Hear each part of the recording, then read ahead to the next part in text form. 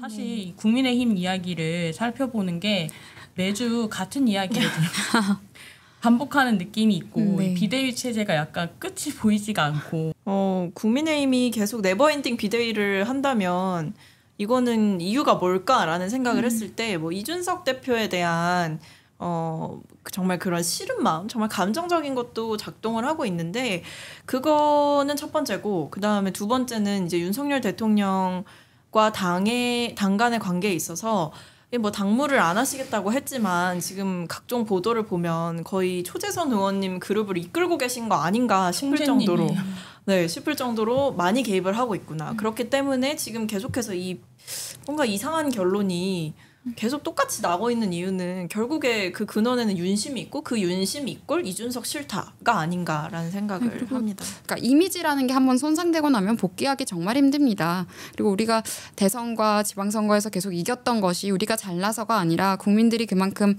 바뀌었으면 하는 열망이 있기 때문에 우리가 승리할 수 있었다는 것들을 지금 좀 많이 망각하고 계신 것 같아서 사실 이제 국민의힘은 0.73%포인트 차이라는 거를 좀 계속 좀 상기하셔야 되는 당인 거라는 생각도 좀 저는 들거든요. 정치의 글의 구독. 이제 제가 얼마 전에 모 국민의힘 인사와 얘기를 하다가 대체 그 초재선 의원님들은 왜 그렇게 윤심 받들기에 나서는 거냐. 그러니까 사실 비대위 전환이 이상하다는 거를 다 알지 않겠냐라고 이제 제가 얘기를 했더니 그분이 하시는 말씀이 이게 국민의힘에는 이 공천 트라우마가 있다라고 얘기를 하시더라고요. 그래서 그 지난번 총선이라든지 뭐 지지난번 총선을 겪으면서 이 공천에 대한 트라우마 그리고 총선에서 뭔가 내가 날아가지 않을까라는 그 트라우마가 굉장히 강하기 때문에 뭐 그래서 그런 마음에서 지금 공천이나 뭐 줄서기나 이런 부분에 어쩔 수 없이 좀 집착을 하고 있는 거 아닌가 싶다라는 진단을 제가 들었어요. 근데 저는 좀 희한하다 생각했던 게 공천을 받는 것까지야 뭐 내부 정치로 한다 쳐도 당선이 되고 말고 그러니까 국민을 위해서 일할 기회를 얻을 수 있냐 없냐는 저는 국민들이 주시는 거라고 생각을 하는데 여기에 대해서 왜 그분들이 그렇게 판단을 하실까라는 게 이해가 안 됐고 또 다른 이 여의도 국민의힘 인사로부터 제가 들었던 얘기는 이게 사실 국민의힘이 야당 생활을 좀 길게 하다가 이제 여당이 됐잖아요.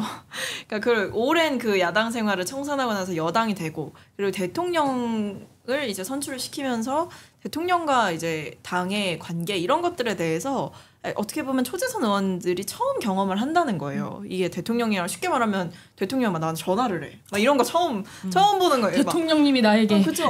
그러고 막 대통령님 나한테 전화를 해서 막 이런 얘기를 하시네. 대통령님 뜨시네. 이런 것들 그러니까 쉽게 말하면 권력과 가까워지는 경험을 한다는 거.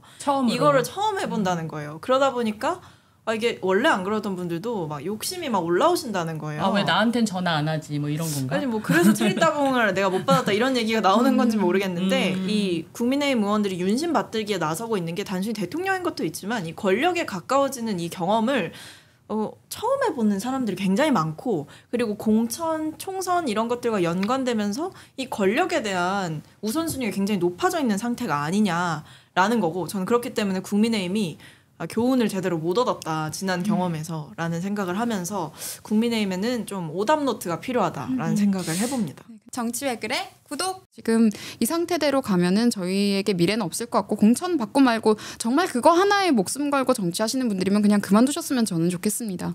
그러니까 뒷일을 생각하고 계산을 하는 분들은요. 정치를 하려는 목적이 뭔지를 몰라요. 그렇게 되다 보면 결국 국민에게 이로운 정치를 하기가 힘들게 됩니다. 그래서 지금 초심으로 좀 돌아가 봤으면 좋겠고 초재선 그룹에 대해서 저도 들은 이야기는 있는데 뭐 초선 누군가에게 너를 다음 당대표를 시켜주겠다라든지 이런 식의 말들을 누군가가 흘리고 뭐 이런 이야기들이 있었다고 해요. 그래서 그 말을 듣고 어떤 제스처를 취했는데 알고 보니까 이용을 당했다든지 이런 상황들도 또 있었다고 해서 지금 굉장히 상황이 좋지 않습니다. 뭐 윤심, 윤핵관 이렇게 이야기를 하는데 그렇다고 해서 그 갈래가 하나로 통일이 되고 우리 당에서 주축을 지금 잡고 있지도 못하거든요. 그리고 윤핵관이라는 그 워딩 자체가 부정적으로 변질된 이 상황도 굉장히 심각한 거예요. 사실 대통령의 측근에서 의중을 확인을 하고 이제 국정 운영이라든지 이런 것들에 대해서 메신저 역할을 할 수 있는 분이 주축이 계신다면 좋겠죠. 근데 그 주축이라고 나섰던 분들이 과연 실력이 있었느냐 그것도 아니거든요. 대통령께서 얼마 전에 뭐 경로했다라는 보도도 나왔고 그분들에게 경로했다는 보도도 나온 걸 보면은 이미 그분들도 신뢰를 상당히 잃은 거예요. 그래서 앞으로 다른 초재선 그룹이라든지 다른 우리 원내에 계신 국민의힘 의원들께서는 기존에 보여줬던 그런 좀 부정적인 모습과는 다르게 대통령과 이제 국회의 소통 창구가 되신다든지 이렇게 좀 긍정적인 역할을 해주셔야 그래도 우리 당이 조금 국민들께 이미지 회복이 가능하지 않겠습니까? 이미 비대위는 뭘 위한 비대위인지 아무도 이해를 못해요. 지금 그리고 저게 무슨 뜻인지도 모르겠다고 생각하시는 분들도 굉장히 많기 때문에 계속 이제 법조계에서 일을 하셨던 분들께서는 이게 문제가 없다, 소급 적용 문제가 없다 이런 말만 계속 방송에서든 페이스북으로든 이야기를 하시는데 그게 문제가 없는 게 문제가 아닙니다. 지금 우리가 너무 치졸하고 어떻게 보면 찌질해져 있다는 이 상황이 문제인 거예요. 굉장히 격이 떨어지는 거거든요.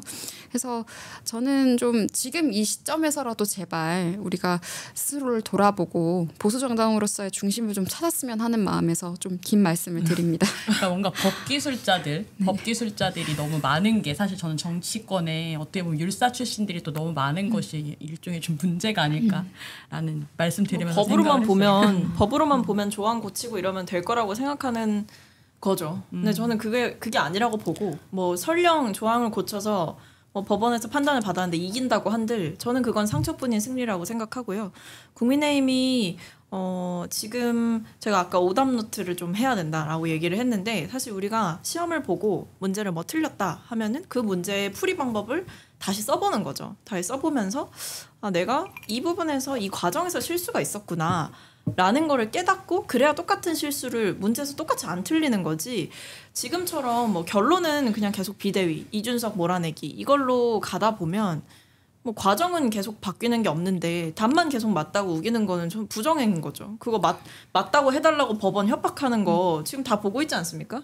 뭐 보니까 이번에 뭐 법원에다가 정치에 개입하지 말라고 거의 반협박성의 그런 의견서를 뭐 냈다고 하던데 뭐 지금 그러고 있는 것도 사실 부끄러운 일이죠. 뭐 집권 여당이 그런 일을 하라고 있는 것도 아니고 뭐 민생은 뭐 민주당만 챙깁니까? 뭐 같이 챙겨야죠. 또 같이 해야 되는 거고. 그리고 지금 9월인데 지금 뭐 하고 있는 건가라는 생각을 합니다. 그리고 또 결국에는 이렇게 비대위 체제로 이제 저희가 과하게까지 추진을 했던 이유가 조기 전당대회를 원하는 세력이 있었고 이준석 대표 축출을 원하는 세력이 있어서인데 사실 정말 그 두 가지 목적을 달성을 하고 싶었다면 이런 식으로 접근하면 안 됐어요. 전략적으로도 굉장히 치밀하지 못했고 어떻게 보면 그냥 대충 하면 넘어가겠지라는 생각을 하신 것 같아요. 그래서 어쩜 이렇게 정치적으로 계산을 한다고 하더라도 이렇게 치밀하지도 못하고 허술하게 했느냐. 그러니까 계속해서 빌미가 제공이 되는 것이고 정당성 확보를 못하는 것 아니겠습니까? 그래서 저는 이런 점에서도 참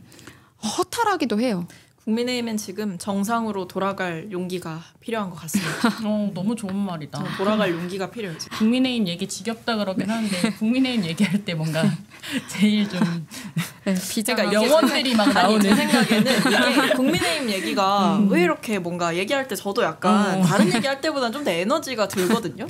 에너지를 좀 더 쓰게 되는데 왜 그럴까 생각해보면 정치 얘기여서 그런 것 같아요. 그렇죠. 그러니까 어떻게 보면 지금 국민의힘에서 보여주고 있는 이 행태가 결국에 정치인들이 보여주지 말아야 할 최악의 모습을 저는 보여주고 있다고 생각하거든요. 정말 개인의 이익을 위해서, 개인의 자리 보전을 위해서 정치를 하고 있는 분들이 너무 많다라는 생각을 다른 당인 이제 저도 하는데 뭐 백지원 대변인님께서는 오죽하시겠어요. 네, 그리고 몇몇 분들은 이렇게 상황이 좋지 않은데도 어떻게 보면 이제 내가 윤핵관으로 떠오를 수 있는 기회다 하고 뭔가 들떠 보이기까지 하거든요. 그런 걸 보면은 아직도 선거 기간으로 착각하고 계신가 하는 생각도 들어요.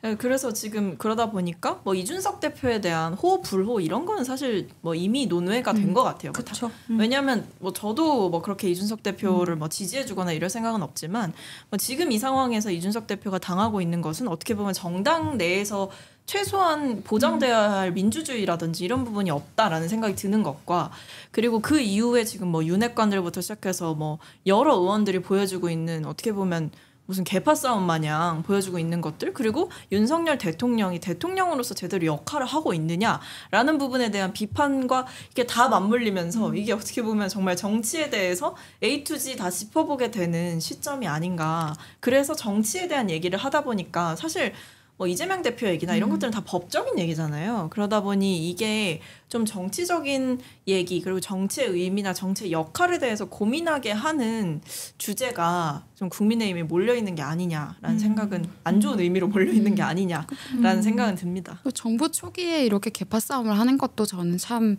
부적절해 이상하지. 보여요. 그러니까 끝날 때쯤에 보통 신권력의 좀 줄석이라든지 이런 것들이 의뢰 있는 것 같은데 지금 초기에 이렇게 하시니까 참 한치 앞밖에 계산 못 하시는 분들 같다. 생각보다 저는 다들 굉장히 고수실 거라고 생각했는데 하수이신 것 같아요. 저한테도 수가 다 읽히시는 분들이 많아서. 그러니까 제가 사실 제일 의문인 거는 뭐냐면 핵관이라는 게 핵심 관계자라는 분들이 이렇게 명단이 노출돼서 막 돌아다닌다는 게 굉장히 당황스러워요.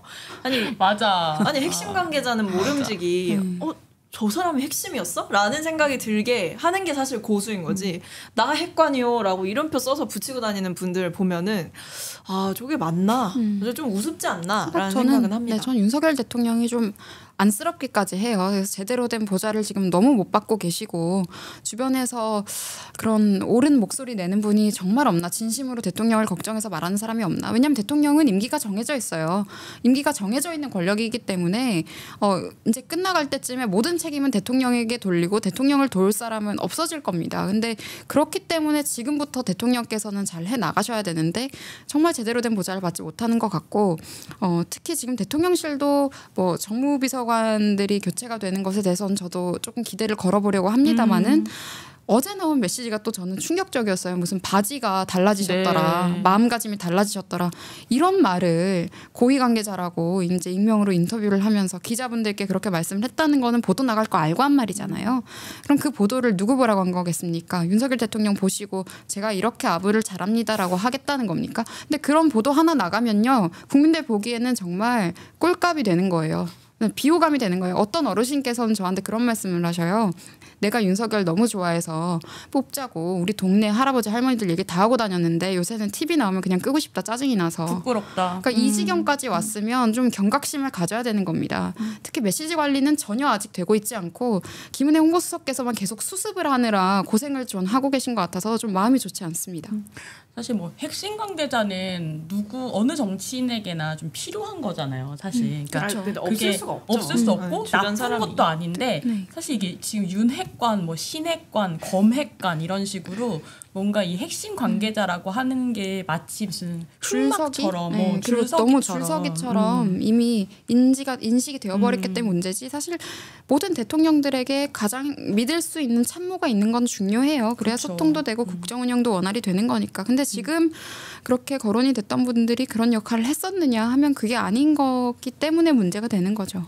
지금 뭐 이제 명절 끝나고 나서가 또 빅 이벤트라고 할 수 있을 것 같은데 이제 그 이준석 대표가 16일에 피의자 신분으로 경찰 소환 조사 처음으로 받을 예정이고요. 또 14일에 이제 이 전 대표가 추가로 제기했던 비대위 효력 정지 가처분 신청에 대한 법원의 심리 결과도 좀 변수로 남아 있는 상황입니다.